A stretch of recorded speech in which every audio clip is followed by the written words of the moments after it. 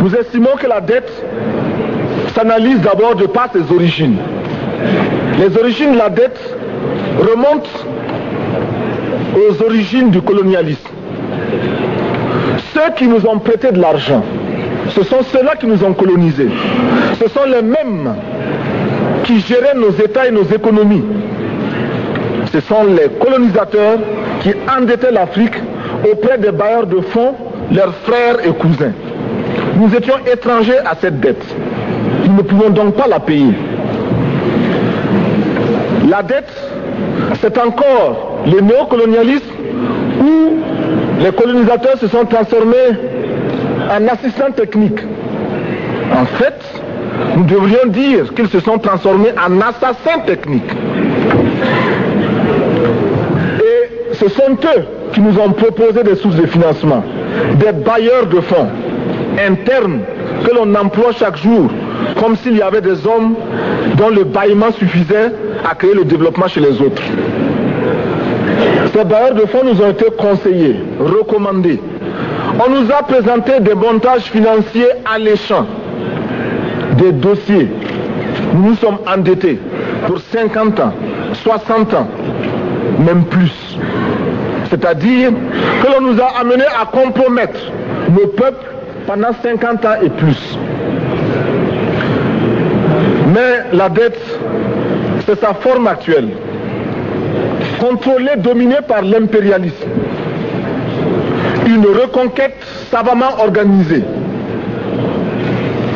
pour que l'Afrique, sa croissance, son développement obéissent à des paliers, à des normes qui nous sont totalement étrangères, faisant en sorte que chacun de nous devienne l'esclave financier, c'est-à-dire l'esclave tout court, de ceux qui ont eu l'opportunité, la ruse, la fourberie de placer les fonds chez nous avec l'obligation de rembourser.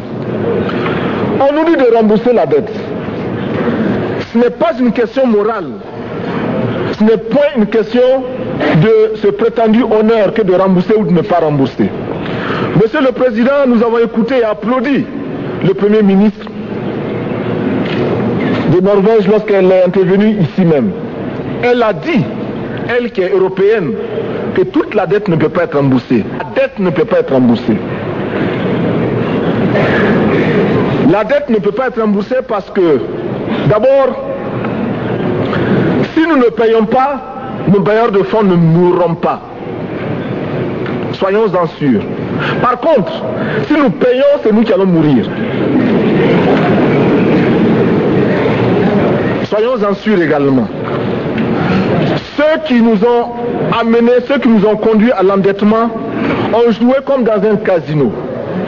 Tant qu'ils gagnaient, il y avait plein de débats. Maintenant qu'ils ont perdu au jeu, ils nous exigent le remboursement.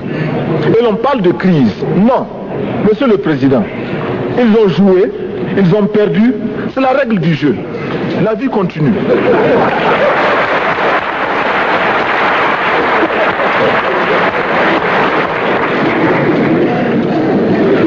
Nous ne pouvons pas rembourser la dette parce que nous n'avons pas de quoi payer. Nous ne pouvons pas rembourser la dette parce que nous ne sommes pas responsables de la dette. Nous ne pouvons pas payer la dette parce que, au contraire, les autres nous doivent ce que les plus grandes richesses ne pourront jamais payer, c'est-à-dire la dette de sang. C'est notre sang qui a été versé. On parle du plan Marshall qui a refait l'Europe économique. Mais on ne parle jamais du plan africain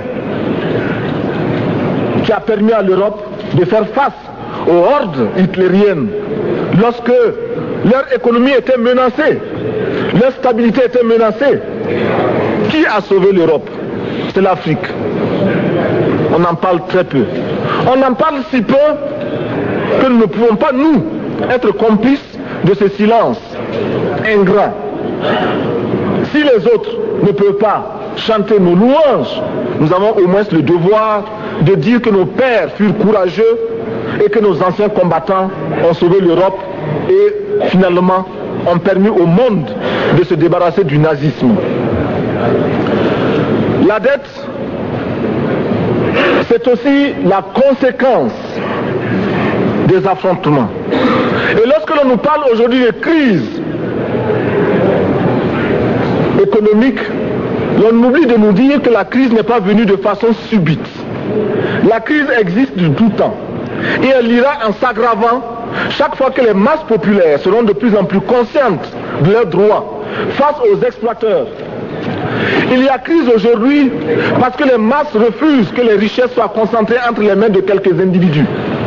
Il y a crise parce que quelques individus déposent dans des banques à l'étranger des sommes colossales qui suffiraient à développer l'Afrique. Il y a crise parce que face à ces richesses individuelles que l'on peut nommer, les masses populaires refusent de vivre dans les ghettos, dans les bas quartiers. Il y a crise parce que les peuples partout refusent d'être dans Soweto face à Johannesburg. Il y a donc lutte, et l'exacerbation de cette lutte amène les tenants du pouvoir financier à s'inquiéter. On nous demande aujourd'hui d'être complices de la recherche d'un équilibre. Équilibre en faveur des tenants du pouvoir financier, équilibre au détriment de nos masses populaires. Non, nous ne pouvons pas être complices. Non, nous ne pouvons pas accompagner ceux qui sucent le sang de nos peuples et qui vivent de la sueur de nos peuples. Nous ne pouvons pas les accompagner dans leur démarche assassine. Monsieur le Président, nous entendons parler de clubs. Club de Rome, club de Paris, club de partout. Nous entendons parler du groupe des 5, du groupe des 7, du groupe des 10, peut-être du groupe des 100, et que sais-je encore. Il est normal que nous créions notre club et notre groupe. Faisons en sorte que dès aujourd'hui, Addis Abeba devienne également le siège, le centre d'où partira le souffle nouveau, le club d'Addis Abeba. Nous avons le devoir aujourd'hui de créer le front uni d'Addis Abeba contre la dette. Ce n'est que de cette façon que nous pourrons dire aux autres, en refusant de payer la dette, nous ne venons pas dans une démarche belliqueuse. Au contraire, c'est dans une démarche fraternelle pour dire ce qui est. Du reste, les masses populaires en Europe ne sont pas opposées aux masses populaires en Afrique. Mais ceux qui veulent exploiter l'Afrique, ce sont les mêmes qui exploitent l'Europe. Nous avons un ennemi commun. Donc, notre club parti d'Addis Abeba devra également dire aux uns et aux autres que la dette ne saurait être payée. Et quand nous disons que la dette ne saurait être payée, ce n'est point que nous sommes contre la morale